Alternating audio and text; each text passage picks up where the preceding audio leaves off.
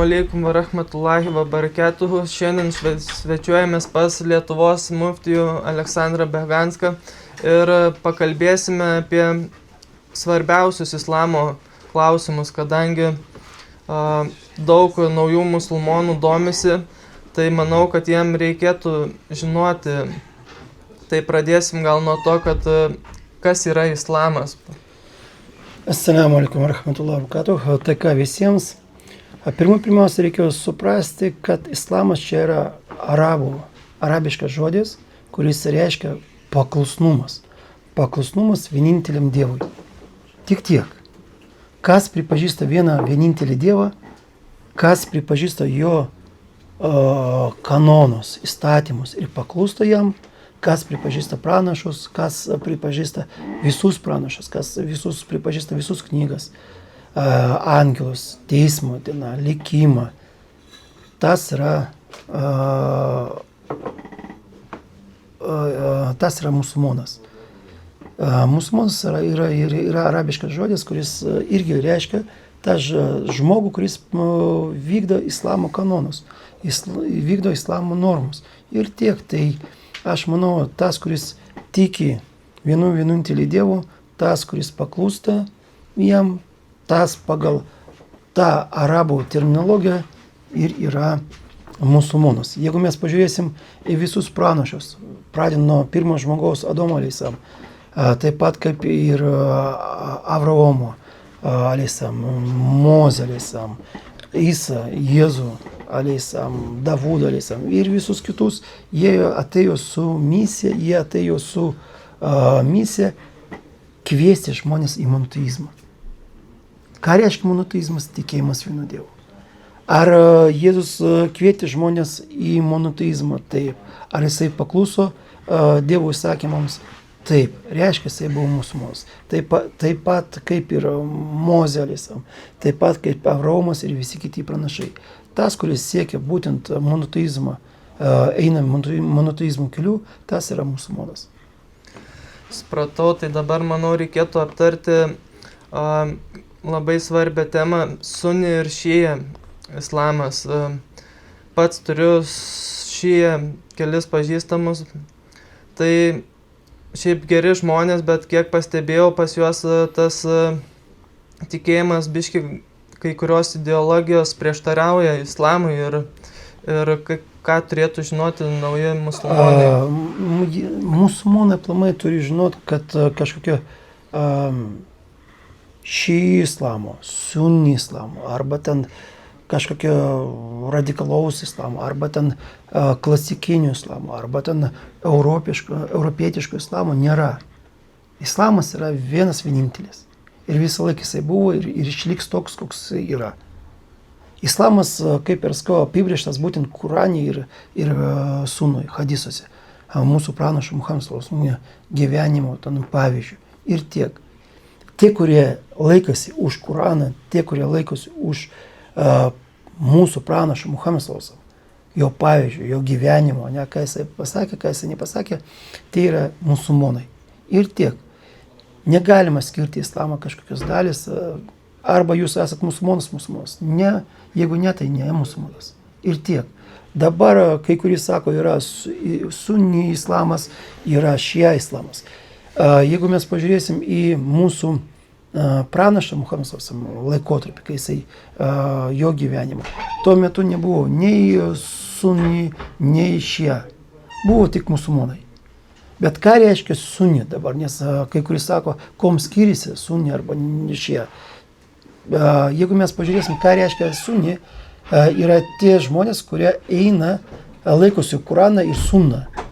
Sunna, ką reiškia mūsų pranašo Muhamedo pavyzdį. Ir eina jo keliu. Ir viskas. Tai tie žmonės, kurie nenori save asocijuoti su mūsų pranašu Muhamedo, jie sako, kad mums labai nepatogu arba negerai, kai apie mus sako, kad mes esam sunni, tai tie žmonės tiesiog nenori pripažinti pranašo Muhamedo.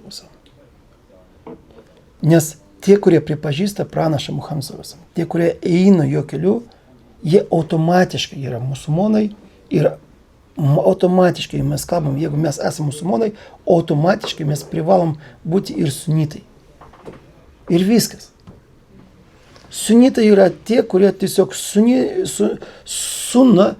sunitai yra tie, kurie siekia suną. Suna yra mūsų pranašo Muhamedo gyvenimo pavyzdys. Tai jeigu jie nori save atskirti, nori kažką nutraukti ryšį su pranašu Muhamedu, tai ar mes galim vadinti jos musulmoną? Ne. Tai nes musulmonas yra tas, kuris pripažįsta vieną vienintelį Dievą Allahą, nes musulmonas kas? Tas, kuris sako šahadą. O šahada yra iš dviejų dalių. Pirma dalis yra, kurios sakoma ešhadu la ilaha illallah, aš liudiju, kad nėra Dievo išskyrus Allaho. O antra dalis, kaip skamba, va ešhadu anna Muhammadan abduhu wa rasuluhu.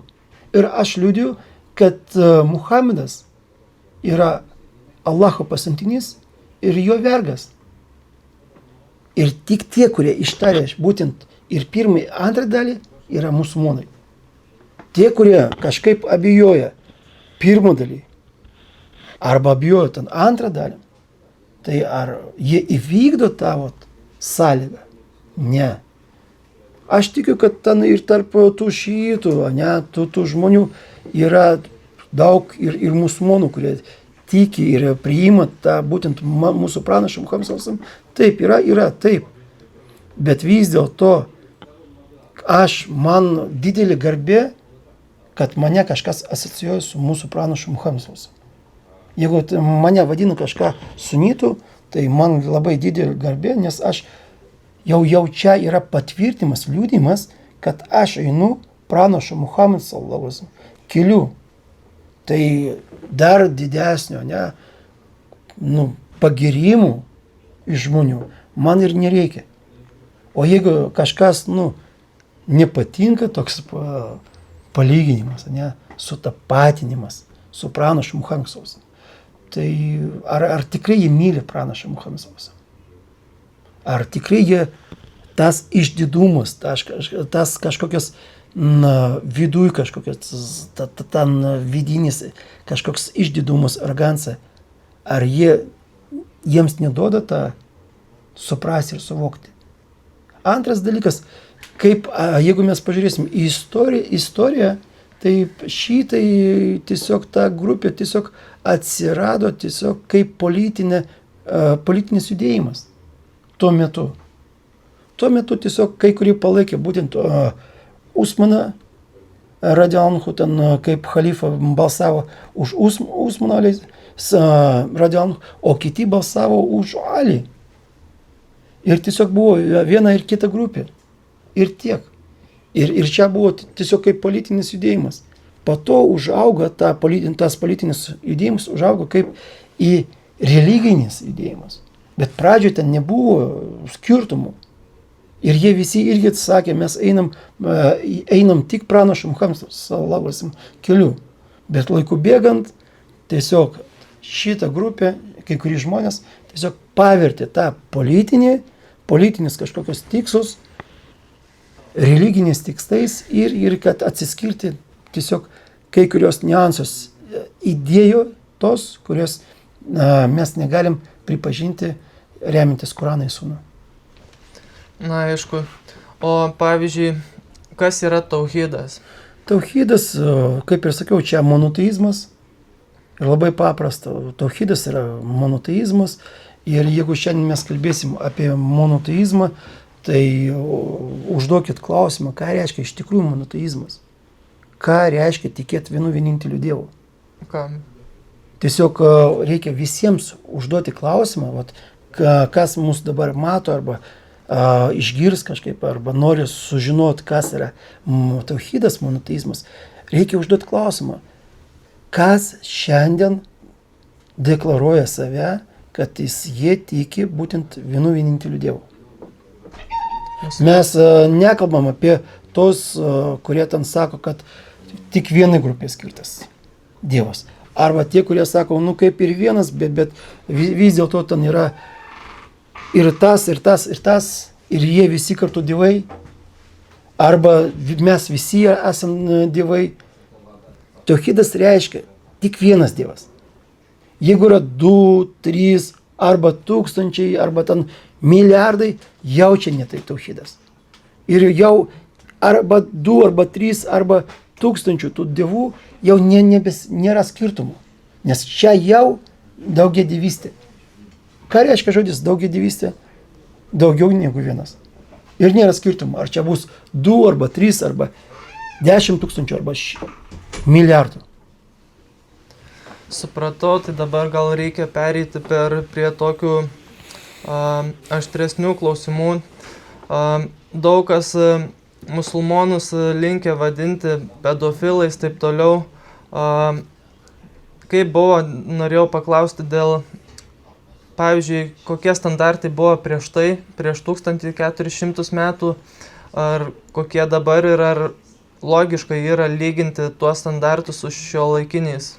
Jeigu mes pažiūrėsim apie ir visi remiasi to hadiso, pavyzdžiui, aš pasakysiu, ne? Galbūt mes kalbam apie mūsų pranašų Muhammad sallallahu alaihi wasallam vedybos su Aiša, ne? Tai jeigu mes kalbėsim apie tos vedybos, tai mes turim vis dėlto atsižvelgti į kai kurios niuansus ir dalykus. Taip, mes turime sahih hadisą, patikimą hadisą, kur Aiša pati sakė, kad taip, kaip mes padarėm tą preliminarį santuoką, man buvo 6 metai. Ir kai aš nuvykau pas pranašą Muhammad sallallahu alaihi wasallam namus, man buvo jau 9 metai. Dabar, jeigu kažkam kyla klausimas apie santuoką ir apie vedybinį amžių, tai pirmiausia reikia pažiūrėti, kokį atsakymą jūs patenkins. Jeigu aš pasakysiu, kad tais laikais tų merginų amžius buvo skaičiuojamas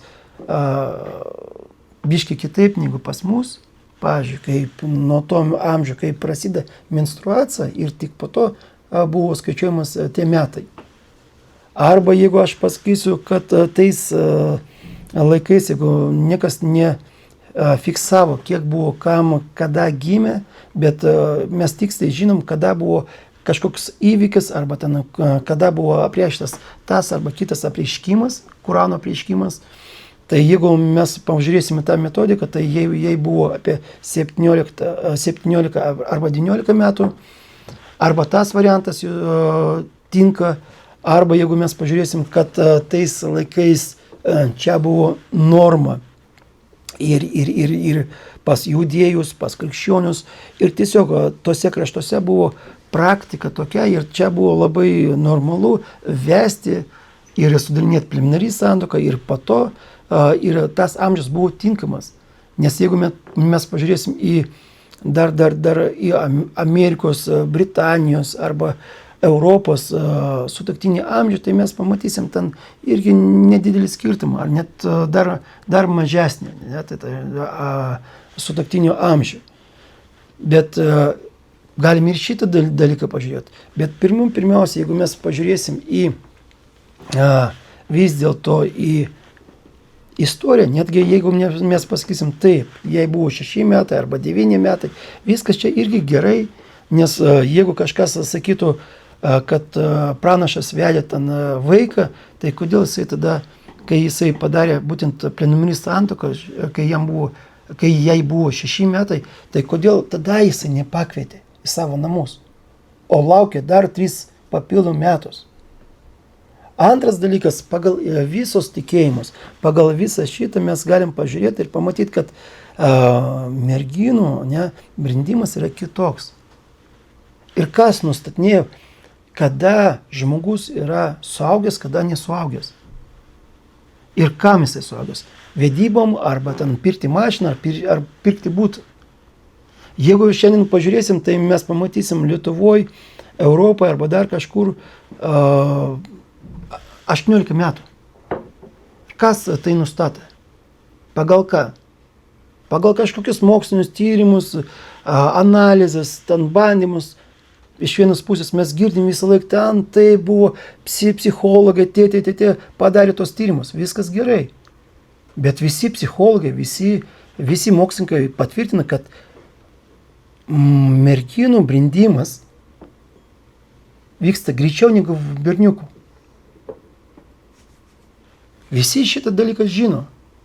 Bet kažkodėl vairuotojų teisė merginos gauna taip pat kaip ir berniukai. Ar čia nėra pažeidimas? Vienas dalykas. Antras dalykas, net šiandien mes galim pamatyti, kad kai kuriuose šalise net ir šiandien mes galim pamatyti, kad skirtingose šalise skirtingas amžius. Kariuomeniai. Vairuotojų pažymėjimų. Lietuvoje pilnavertišką vairuotojų pažymėjimą mes galim gauti nuo 18 metų. Amerikoje jau galim gauti nuo 16 metų. Tai kodėl čia nėra diskriminacijos? Kodėl mes čia neižvelgiam kažkokio negero dalyko? Bet viską, jeigu numetęs, vis dėlto mes galim pažiūrėti, kad tai, ką reiškia merginų arba moterų brindimas. Pirmiausia, jinai turi pasiekti būtent savo fizinį brindimą. Ką reiškia, kad jinai pasiektų būtent menstruacinį amžių. Tai jeigu mes pažiūrėsim, kada prasideda pas merginos ta menstruacija, galim sakyti nuo 8 iki 12 metų. Jau kaip genealogija, kaip jau taip sukurta moteris, kad jau jinai tada prasideda, jau jinai pasiekia savo amžių, brendimų. Ir jinai gali pagimdyti. Jau prigimtis sako tai.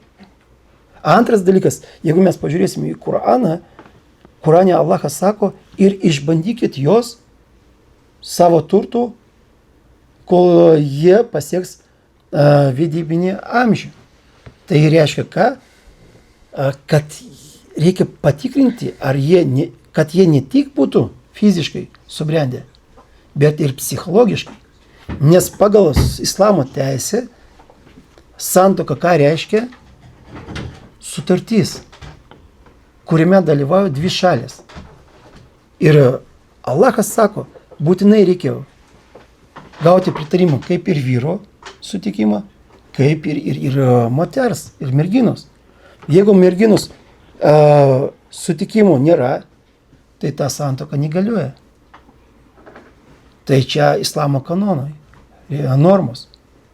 Tai reiškia, šiandien, jeigu mes pamatysim žmogų, kuris gali savo, pagal fizinį, jisai jau pasiekė savo brandą, jeigu mes galim pamatyti, kad jisai ir pagal psichologinę savo situaciją, pagal visą šitą jisai irgi pasiekė savo brandą. Tai mes galim pažiūrėti į Lietuvos įstatymus, kurie leidžia, jeigu tėvų pritarimas, teismo pritarimas, kad susituokti galima ir 16 metų. Ir čia jokių prieštaravimų logikai arba kažkokios etikai arba ten moralėms nėra. Ta pati mes matom ir dėl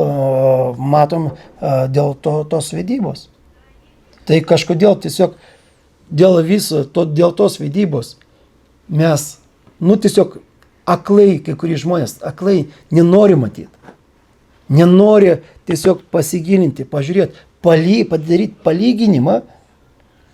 Tai žiūrėkit, tai tokie žmonės, kaip aš sakau, čia galim paaiškinti kai kurios dalykus tik tiems, kurie nori suvokti, sužinoti tiesą, nori panagrinėti, pastudijuoti. Jeigu tie žmonės, kurie ten, kaip aš sakiau, nenori sužinoti, tiesiog, jisai, ką tu sakytum, kad čia yra juoda ar balta, jisai prieškingai sakys, ne, čia priešingai bus, balta, juoda. Ir viskas, jam bet kokį įrodymą pateik, vis tiek jisai nenori. Tai jeigu, kaip aš sakau, dėl tų vedybų, tai tais laikais, jeigu mes pažiūrėsime tą laikotarpį, kiek buvo priešų mūsų pranašo Muhammedas, kiek buvo niekančių, jie sakė, kad jisai apsėtas, jisai melagės, jisai tiesiog apsėtas džinais, demonais, taip ir toliau apsišaukėlis. Bet iš visų tų didžiausių jų priešų niekas, pabrėžiu, Niekas nepasakė, kad jisai pedofilas. Nei tie judėjai, nei tie krikščioniai, nei tie daugiadieviai, arabai, niekas neapkaltino. Tik dabar mes, kai kurie žmonės, pradeda grįžti prie to klausimo, bet grįžtant prie to klausimo, jie tiesiog žiūri tik mūsų pranašą Muhamedo situaciją ir bando taikyti savo kažkokius stereotipus, normos šiuolaikiškus. Arba iš vis tiesiog, kurie nežino, kas kaip aš ir sakiau, kad merginus bręsta anksčiau negu berniukai ir kurti moterių judėjimas, kad jiems būtų leidžiama išlaikyti tos vairuotojų egzaminą anksčiau negu berniukams. Bet jie to neprašo. Kažkodėl. Nes čia vis tiek mes turim suprasti ir suvokti, Dievas taip sukūrė moterį ir vyrus skirtingai. Ir jų brendimas irgi ciklas yra skiriasi. Tai mes turim suprasti. Ir dabar, kai sakoma, tie priešai nieko nesakė, nes pati didžiausia kritika buvo tais laikais. Ne šiais laikais. Šiais laikais čia yra ten smulkmenos. Ką šiandien sako, tai čia yra smulkmenos. Tais laikais apie jį nieko nepasakė. Apie jį niekas nepasakė, kad jisai padarė tą santuoką neteisėtai. Nes tuo metu ta santuoka buvo atitiko visiems standartams ir kanonams. Ir dar kartą pabrėšiu, kad jeigu kažkas nori pasakyti, tai jeigu jisai norėtų ten turėti lytinius santykius su kažkokio vaiko, nepilnamečiu, tai jisai galėjo tą padaryti, kai jie buvo 6 metai. Bet vis tik jisai išlaukė, kai jinai pasiekė būtent tą kaip ir fizinė branda, taip pat kaip ir psichologinė branda. Tai vienas Mindaugas uždavė klausimą, ar tau Lietuvos įstatymai galioja, ar Muhamedo Alacho įstatymai yra viršiau? Taip, jeigu mes pažiūrėsim į tos klausimus, kurie kanonai yra viršesnė arba ten silpnesnė arba žemesnė, tai be abejo, aš atsakysiu, kad be abejo ta konstitucija, tie civilinis kodas, baudžiamasis kodas, kiekvieną kartą, kiekvieną ten kadenciją, ten Seimo arba dar kažką, ateina kažkokia vyriausybė arba ten frakcija ateina ten ir jie keičia tos įstatymus. Ir jie keičia tiesiog įstatymus ir tie įstatymai nėra tobuli ir jie yra, kaip pasakyti, šiandien vienas įstatymas, rytoj kitas įstatymas, jie keičiasi, nes tobulas įstatymas tik pas Allahą. Ir jeigu mes kalbėsim apie tos, kuriais įstatymas turim vadovautis gyvenime, pirmiausia, taip, aš vadovaujusiu asmeniškai. Aš neverčiu ten Lietuvos visuomenę arba Seimą vadovautis šeriatu. Šeriatas yra tas, pagal tos taisyklės, pagal kurios aš gyvenu pats viduj. Ir viskas. Bet jeigu jūs paklausit kunigus, ravinus, tai jie gausit tokį pat atsakymą.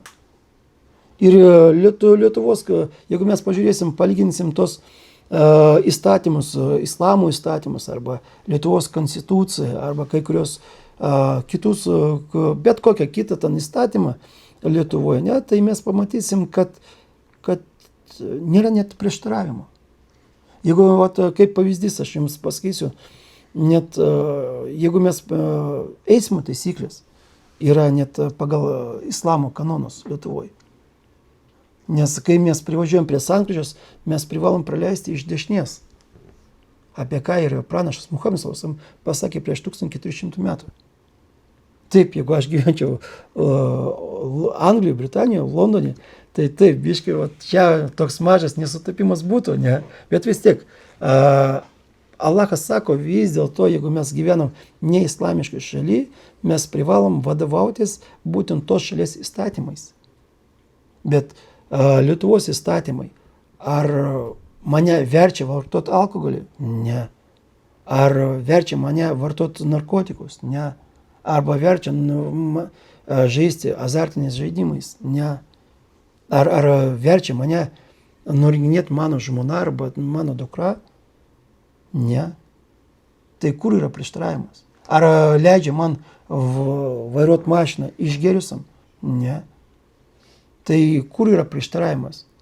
Tai todėl aš ir sakiau, jeigu mes pažiūrėsim šiaip taip iš esmės, Allahas būtent ir pats sako, jeigu jūs gyvenat ne musulmonišką šaly, jūs privalot laikytis tos šalies įstatymais. Taip, jeigu jie prieštarautų, jeigu jie priverstų mane vartoti alkoholį išgėrusiam, vartoti alkoholį ir išgėrusiam vairuoti mašiną, nu, tada jau būtų kitas reikalas ir kita situacija. Man tada reikėtų arba balsuoti dalyvauti rinkimuose ir bandyti kažkaip pakeisti tą įstatymą, arba tada tiesiog, išvažiuoti iš šitos šalies. Bet parodykit man tokią kažkokią prieštaringą su Koranu ir su Lietuvos konstitucija kažkokią nors vieną įstatymą. Nerasit. Tai būtent ir islamas, kaip musulmonas, aš suprantu, kad taip, viešesnis yra Allaho įstatymas, kuris ir nurodo man laikytis būtent Lietuvos įstatymus. Supratau. Tai dabar galim pereiti prie radikalaus islamo, ten tų terorizmų. Daug kas rašo, kad musulmonai ten žudo, krikščionis, taip toliau.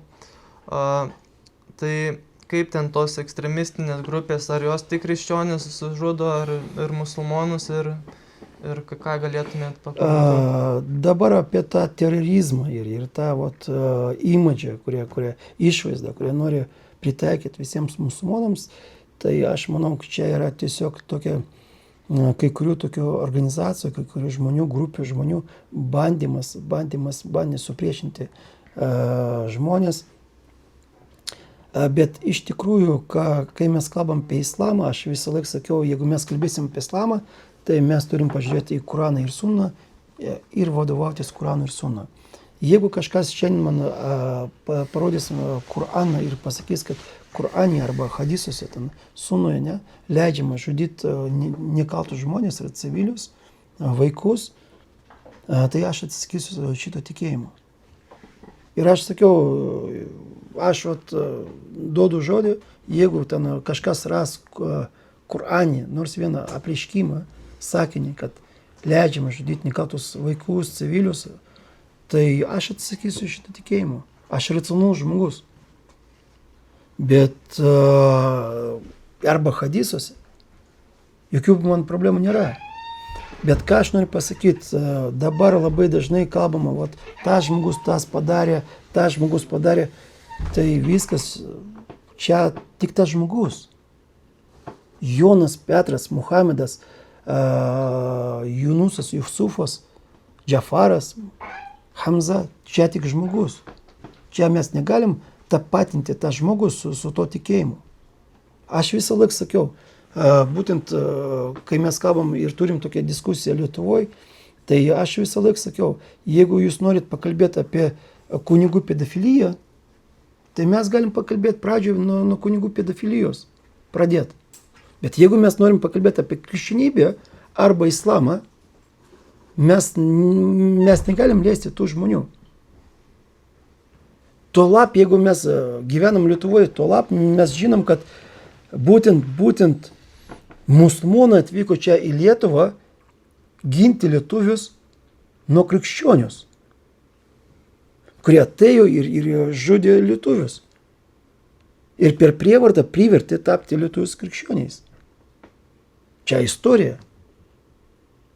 Tai klausimas toks, kai mes kalbam apie terorizmą, tai terorizmas, tas žmogus, taip, kiekvienas žmogus ir jisai laisvas žmogus, jisai gali padaryti tą nuodėmę arba paklusti Allahui, nepaklusti Dievui, ten elgtis, ką rašo Biblijoje arba Toroje arba ten Kurane, jisai gali vykdyti, gali nevykdyti. Bet kaltinti, kad čia dabar yra islamas, yra teroristinė, kažkoks tikėjimas, čia, neobjektyviai. Dabar mes, jeigu pažiūrėsim, kas numetė atominės bombas, kas pradėjo Pirmą pasaulinį karą, kas pradėjo Antrą pasaulinį karą. Lietuvoje dabar mes sakom, kad pas mus yra agresija iš Rusijos, ukrainiečiai gina mūsų laisvę, kariaunant prieš kokią valstybę? Prieš musulmonų polį? Ne, ten yra krikščioniai kariauja, krikščionys su krikščioniais. Tai jeigu taip pažiūrint, dabar kiek įvykių, kiek nusikaltimų vyksta Lietuvoje. Nesenai buvo avarija, tragedija. Ar čia mes galim pasakyti, kad dėl tos tragedijos vis dėlto kaltas islamas, musulmonai? Todėl, kad musulmonai pagal islamą negalim vairuoti tą mašiną neblaiviam. Tai kaltas kas? Tai klausimas toks, jeigu mes pažiūrėsim į Lietuvos įvykius, Lietuvos situaciją, kiek yra daroma nusikaltimų. Ir jie visi lankė prieš tai bažnyčią. Pas mus Lietuvos kalėjimuose, kiek yra ten krikščionių, kurie padarė nusikaltimų. Labai daug. Lietuvoje. Taip pat pavyzdžiui, ir musulmoniška šalyje yra ten irgi kalėjimuose pilna žmonių. Musulmonais užpildyta. Bet čia ne priežastis mums sakyti, kad šitas tikėjimas, ten sėdi daug krikščionių, reiškia, ta krikščionybė yra teroristinė, blogas. Arba ten kažkas padarė vardu Ahmed Jakov arba dar kažkas ir viskas, čia jau musulmonas. Ar mes galim patikrinti, tas žmogus buvo musulmonas arba nebuvo musulmonas? Ar mes stebim visus įvykius? Aš, kaip sakiau, aš studijavau Turkijoje ir ten kartais man teko vertėjauti kai kurius dalykus, ten dokumentus. Ir žiniasklaida, jeigu ten buvo pagautas kažkoks lietuvis su fūra, kurią veždavo ten narkotikus, niekas nesakė, kad čia yra, pažiūrėkit, katalikas, lietuvis katalikas. Net lietuvis nebuvo pasakyta. Ten buvo parašyta, kad Lietuvos pilietis, viskas. Bet jeigu mes kalbam apie kažkokį įvykį čia Lietuvoje, arba ten Europoje, arba dar kažką, ten tos šalies pilietis, čia musulmonai. Tai vėlgi klausimas toks, ar tikrai mes objektyviai vertinam tą patį situaciją. Arba tiesiog pas mus yra nusistatusi tokia nuomonė, viena vienintelė nuomonė, kad mano tiesa yra viršesnė už visų kitų ir man jokių argumentų, jokių įrodymų man nereikia. Tai žmonėm įdiegta jau, kad nemėgti islamo, musulmonų, o mačiau pats internete yra daug video, kad visokių ten paveiksliukų, ten su neteisinglingom statistikom. Ar galima aklai pasitikėti ten bet kokią informaciją? Žiūrėkit, dėl tų kai kurių politikų, kurie sako, ten aš mačiau, ten kažkur, ten Pakistane padarytas tyrimas, kad jie ten už širią, arba ten, arba ten, arba arba statistika ten. Tai žinot, aš galiu padaryti tą statistiką ir apie Lietuvos piliečius užsienyje. Aš nuvažiuokit į tą vietą, arba ten vieną šalį, kitą šalį, jūs ateikit pas vieną kitą žmogų, kuris būtent to užsima ir jūs irgi padarysite tą statistiką. Ta statistika labai paprasta padaryti. Bet ar ta statistika būtent ar jinai yra objektyvi, arba subjektyvi, arba ten su tikslu buvo aprašyta. Kaip šiandien atėjo, pavyzdžiui, kaip šiandien atėjo žurnalistai ir norėjo padaryti tokią, ir padarė ten reportažą apie tos užsieniečius, kurie piknaudžiauja ten pašalpomis lietuviams, išmokomis, kad gauti tą išmoką Lietuvoje. Tai jie atėjo iki mečetės ir jie jau formuoja tokią nuomonę, kad būtent musulmonai piknaudžiauja. Bet mes žinom, kad Lietuvoje didžiąją dalį užsieniečių sudaro ne musulmonai. O pavyzdžiui, ukrainiečiai, ten baltarusai, rusai, ne musulmonų, ne tikėjimo, ne išpažinančiai. Bet kažkodėl jie nenuėjo prie bažnyčios, prie cerkvės ir nepaklausė ten, kodėl jūs ukrainiečiai arba ten rusai, baltarusai, kodėl taip padarėt? Kodėl jūs gauna taip? Jeigu nepaklausė. Ir tyčia yra formuojama tokia nuomonė. Aš atėjau, žiūrėkit, aš paklausiu musulmonus. Taip, viskas gerai, mes atsakysim visus klausimus. Jokių problemų. Pas mus nėra tabu. Mes galim kalbėti apie bet kokią temą. Apie islamą, ne? Kas tas. Jokių problemų. Bet klausimas toks. Kai kurie žmonės tiesiog tyčia nori suformuoti. Nes jisai rodo ten mečetį, tos emigrantus ir jau iškartant kažkaip pasąmonėje yra gaunama tokia informacija, kad kas piknaudžiavo tom pašalpom? Musulmonai. Bet kažkodėl ten mes nenuėjom prie bažnyčios arba prie cerkvės. O šiaip, ką pats islamas sako apie tokius piknaudžiavimus? Aš kaip ir sakiau, aš nežinau, neparodys, bet aš ir kaip ir sakiau, islamas griežtai uždraudė ribą. Ką reiškia riba? Neteisėtas praturtėjimas. Bet koks neteisėtas praturtėjimas. Bet koks. Ir jisai islame uždraustas. Ir jeigu kažkas pasipelnė, gavo ten pinigus arba kaip neteisėtai praturtėjo, jisai degs pragare. Net galiausiai prieš mirdamas.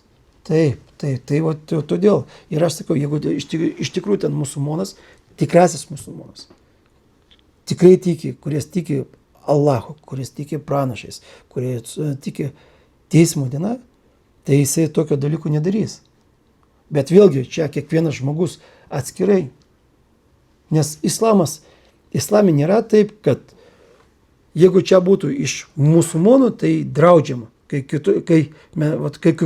Kas yra kai kuriuose kitose tikėjimuose. Jeigu riba būtų iš musulmonų, tai yra draudžiama, o ne iš musulmonų leidžiama. Ne. Riba yra riba ir jinai uždrausta. Kaip ir iš musulmonų, taip ir ne iš musulmonų. Viskas. Čia yra vienprasmiškai ir jokių sąlygų ten negali būti.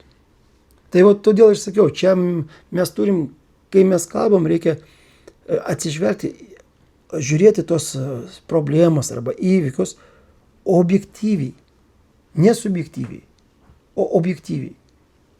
Jeigu mes norim sužinoti, jeigu mes norėsim sužinoti, jeigu užduosim klausimą, bet klausimą tam, kad sužinot kažką naujo, tai viskas gerai. Jeigu mes užduosim klausimą tam, kad pažeisti, apšmeižti,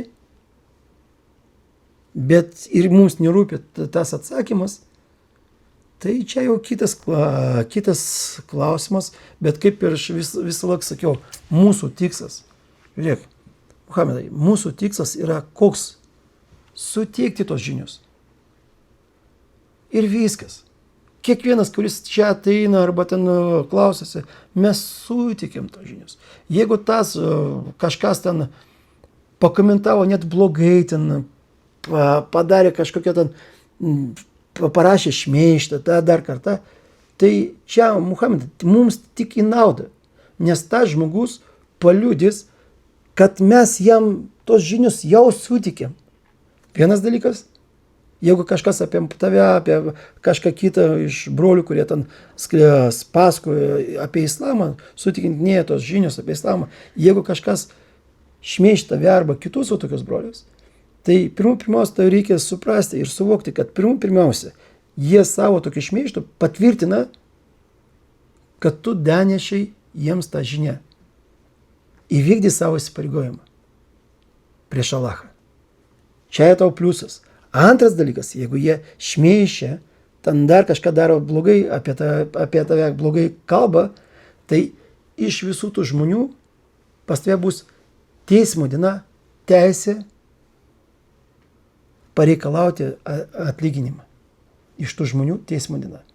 Nes jie neteisėtai tave šmeižia, dar kažką. Ir tas šmeižtas labai bjaurus dalykas ir Alachas sako, kol tas žmogus neatleis, tie žmonės neįeis į rojų. Čia kalbant apie tikinčius. O apie netikinčius, jeigu tie šmeižia, tai reiškia, kad tu arba atiduosi, arba paimsi tos gerus darbus iš jos, teismo diena ir padėsi ant savo svarstyklius, iš jos paimsi, įdėsi savo svarstyklius, arba, kai jeigu jie neturės, tai tada atiduosi savo blogus darbus jiems. Tai čia tau taip arba taip, tu esi dvigubai pliusė. Tai dar viena čia tokia tema buvo dėl Kauno mečetės, ten gal trumpai aptariam. Daug kas sako, kad čia užsieniečiai atvažiavę reguliuoja, kaip gyventi visiems, net ten bučinių akciją surengė, mačiau. Tai kaip iš tikrųjų yra, ar užsieniečiai čia reguliuoja lietuviam, kaip gyventi, ar... Ne, niekas čia ne užsieniečiai. Vėlgi, čia klausimas toks, kad čia nereguliuoja užsieniečiai. Pirmiausia, jeigu mes žiūrėsim į Kauno mečetį, ten yra būtent Lietuvos religinė tradicinė organizacija, Kauno miesto musulmonų bendrovė, kuri būtent ir reguliuoja, kurie buvo būtent įkurta būtent pagal Lietuvos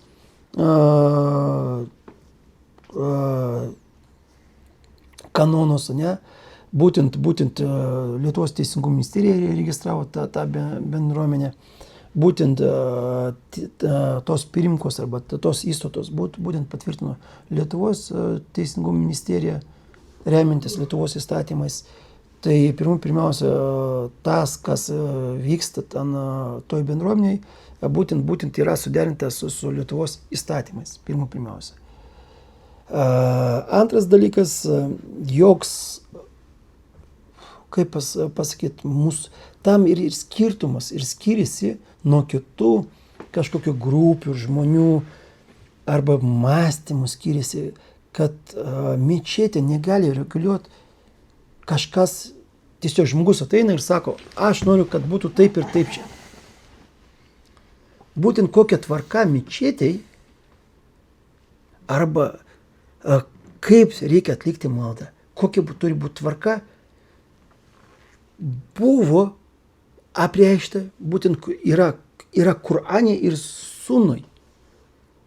Nėra taip, kad aš galiu ateiti ten į Kauno mečetę ir šiaip savo iš galvos sakyt, nuo šios dienos turi būti tokia tvarka. Ne. Ten įstatėse parašyta būtent kas ir Lietuvos Respublika patvirtina, kad Lietuvoje yra pripažinta tradicinė religinė konfesija, kokia? Islam. Musulmonų sunitų. Tai reiškia, ką reiškia musulmonų sunitų, kurie mes vadovaujamės būtent Kuranu ir Sunna. Ir viskas. Jeigu ta norma kažkokia netitinka Kurano ir Sunnai, automatiškai ta bendruomenė jau nebebus tradicinė religinė bendruomenė. Jau išeis. Jeigu aš ateisiu ir pasakysiu, kad nuo šios dienos bus taip ir taip, ir manant kažkokie sprendimai prieštaraus Kuranui ir Sunnui, tai aš nebebūsiu muftijom ir nebebus muftijato. Ir nebus tradicinės bendruomenės, kaip musulmonų sunitų. Tai reiškia, pirmiausia, tie normai, ne užsieniečiai, net atvykėliai, kurie sako, mes atvažiavom. Ne, ten yra Kauno mečetė, yra ir Lietuvos, ir daug yra Lietuvos piliečių, ir lietuvių net, ne, kurie ten ateina ir medžiasi. Ir čia nereikia, kai kurie žmonės sako, čia parazitai atvažiavo. Tai ten yra Lietuvos lietuviai, musulmonai. Tai čia klausimas toks, kas ką vadina parazitais. Bet jeigu, kaip aš sakiau, kai mes kalbam apie, jeigu musulmonų bendruomenė paprašė kažkokios tvarkos, tai tada viskas čia blogai, kaip jūs čia diktuojat savo sąlygos, normas. Mes nediktuojam savo sąlygos. Jeigu jūs norit laikytis savo sąlygų bažnyčių, viskas gerai. Bet jeigu kalbam apie mečetę, tai mečetė yra tos sąlygos, kurios yra deklaruoja būtent Lietuvos konstitucija. Būtent Kurano ir Sunno. Ir viskas. Bet jeigu mes kalbam, jeigu kažkas nori valgyti tą kiaulieną, tegul valgo. Jeigu nori kažkas ten turėti lytinius santykius, čia tegul turi. Remdamis būtent Lietuvos konstituciją, ten viešą administravimą įstatymą, viskas gerai. Arba dar kažką, jeigu nori vartoti narkotikus, aš jam negaliu kontroliuoti. Aš ne policija. Jeigu jis nori žaisti ten kažkokius azartinius žaidimus, valgyti kiaulieną, rūkyti, vartoti alkoholį, ten narkotikus, dar. Čia turiu prižiūrėti, aš manau, kad čia policijos reikalas. Aš galiu pasakyti tik, klausykit, čia negerai. Ir viskas. Bet, tikrai aš neeinu į bažnyčią, neeinu į Seimą arba neeinu kažkokio, nenoriu mes nedalyvavom kažkokio įstatymų pakeitimuose, kad pakeisti tą viešą administravimą tvarką. Tiesiog gražus prašymas. Buvo tiesiog gražus. Taip pat, kaip ir sakiau, kai bažnyčios atstovas irgi sako, klausykit, laikykis tvarkos. Ar kodėl dabar, kodėl čia, aš girdėjau, žinau 100%, kad kai kurie dabar sako, kad čia yra Marijos žemė, bet mes žinom puikiai, kad buvo gauta daug skundų dėl to garso, kai varpai, skambinėja, kad kaimynai rašo skundus, kad per garsiai. Tai čia niekam nekliuvo. Ir tas parašė skundą, kad kaimynas, kad per garsiai. Arba tie paprašė ten kažką. Tai klausimas toks. Mes kalbame, vėlgi grįžtam apie tos dvigubus standartus. Tai jeigu ten kunigas paprašė, viskas valio. Arba prieš kunigą kažkas pasakė, viskas irgi valio. Ir jokių problemų nėra. Bet jeigu mes mandagiai paprašym kažką tiesiog mūsų teritorijai. Ir kaip bebūtų, vis tiek ir kapinės buvusios, ir kita teritorija, kuria skirta būtent mečetei. Ten, kur jie darė tą akciją bučinių, tai viskas gerai, pasibučiavo. Čia vėlgi klausimas, jeigu jie nori, kad tas su savo žmona, tas kažkokia artumas, čia jau ne privatus, o viešas, kad parodyti, čia jau viešai. Ir čia, kad visi žiūrėtų tą mano nuomonė, čia vėlgi mano nuomonė, kad jeigu aš turiu savo žmoną, tai tie santykiai yra mano ir žmonos. Ir aš nenoriu rodyti tos savo santykius, visą šitą viešai. Nes čia mano gyvenimas. Jeigu jie nori viešai bučiotis, viešai demonstruoti savo privatų gyvenimą, kas neprieštrauja Lietuvos įstatymus, viskas gerai. Ir aš esu pasakęs, jie net kuo dažniau tegul daro tą akciją bučinis šalia mečetės. Nes galbūt kitą dieną jie ateis į mečetę ir sužinos kažką apie islamą. Viskas gerai, jokių problemų. Vieną hadisą tiem, kur negatyviai vis šneka apie islamą, nes atsiranda daug tokių. Gal galit pasakyti tą hadisą, kur pranašui neždavo šiukšlės, ten viena moteris palydėjo? Tai apie tą istoriją, kur pranašą Muhamedas Taip, kad čia, kaip čia visiems mums, net, tai pirmiausia, čia ne tiems, kurie ne musulmonai, čia būtent musulmonams, ne, kad mes turim vis dėlto tolerantiškai atsižvelgti į tos visus žmonės ir net tie, kurie kritikuoja šiandien islamą, ne, tie, kurie su neapykanta žiūri į islamą, ne, tai čia kaip ir kreipimas būtent ir kaip ir pavyzdys, kaip mes musulmonų turim elgtis. Nekerščiat, ne, nepasiduot provokacijai, o būtent ką pranašas Muhamedas darė. Kai jisai gyvendavo, buvo tokia judėja sena moteris ir jinai kiekvieną dieną atnešdavo tos spyglius. Rinkdavo ir atnešdavo spyglius ir padėdavo prie durų.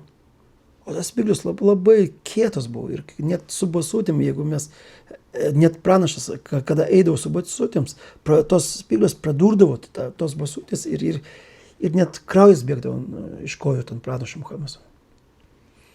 Ir kiekvieną dieną jinai atnešdavo, dėdavo tos spyglius ir išeidavo. Atnešdavo, išeidavo.